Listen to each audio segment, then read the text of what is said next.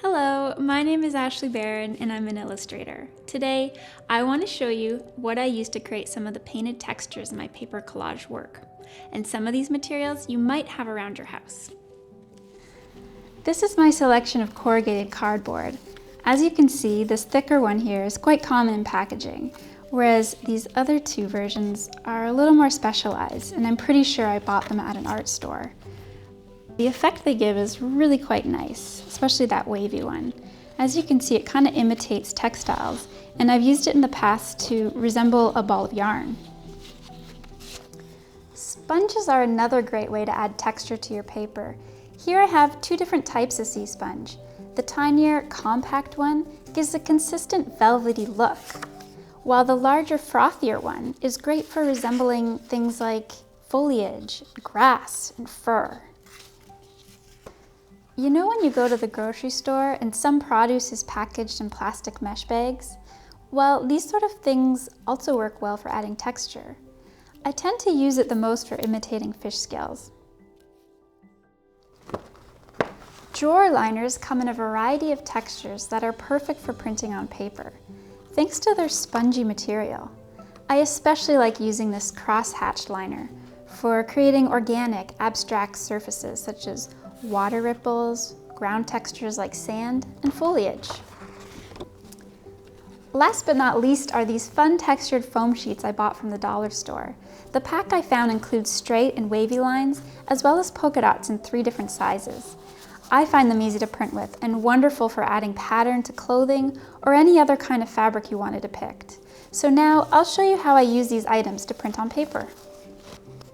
Okay, so what we need to start with is a sheet of colored paper, something textured to work with, a paintbrush, some acrylic paint, and a little plate to put that paint on. So I'm just going to squeeze a bit there and dampen my brush a little bit.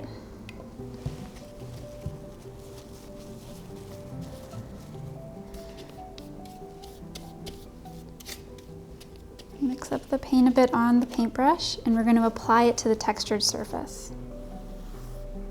Just kind of lightly, because you don't want to overdo it.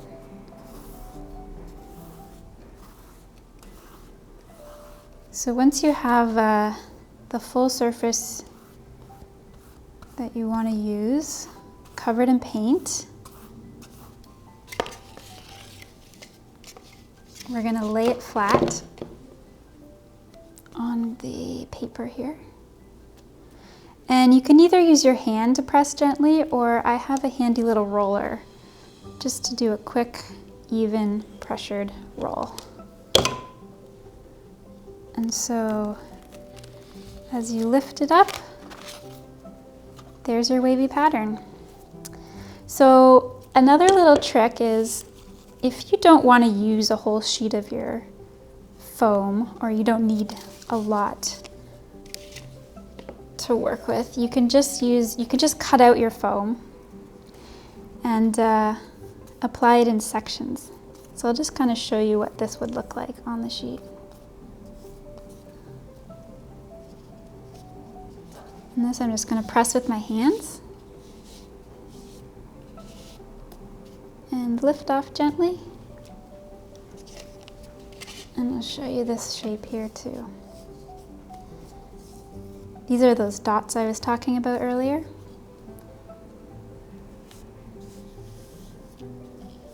Just a little press and lift up, and dots. How about we try a different color now?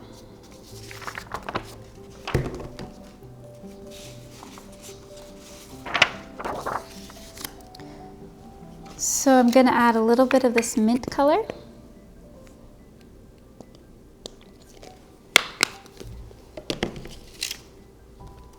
Kind of mix it on my sheet.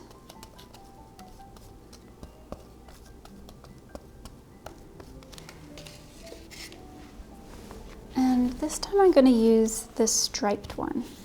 It's a foam sheet from the dollar store.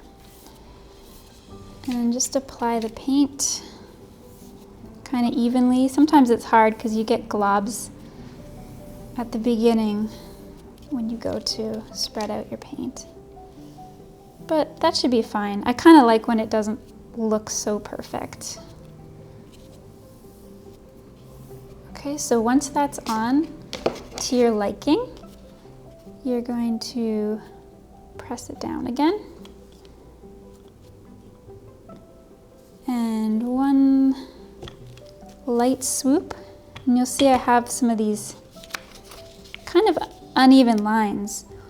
But a little trick I like doing is adding like a crosshatch to this by repainting that same texture again.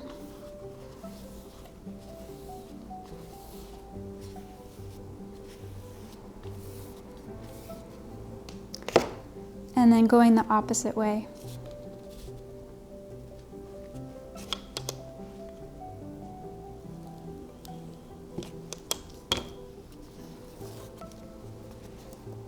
There you go, sort of like plaid. Printing textures onto paper is super easy and a whole lot of fun. I hope you feel inspired to give it a try yourself. Thanks for watching, and we'll see you next time.